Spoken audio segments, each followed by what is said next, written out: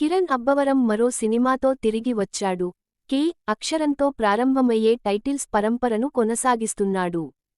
Car తర్వాత అతని తదుపరి విడుదల కే ర్యాంప్ మరియు అతని పుట్టినరోజుకు ముందు మేకర్స్ ఒక వీడియో గ్లింప్ను విడుదల చేశారు. ఆ వీడియో అతన్ని ది రిచెస్ట్ చిల్లర్ గై గా పరిచయం చేసింది.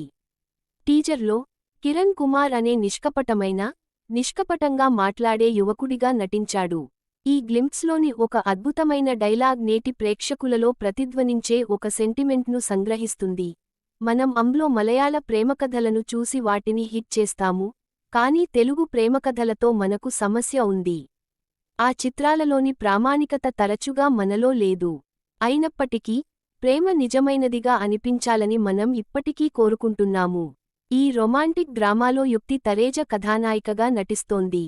కే రామ్ చిత్రానికి జైన్స్ నాని దర్శకత్వం వహించగా, రాజేష్ దండా మరియు శివ బొమ్మక్కు సంయుక్తంగా నిర్మించారు.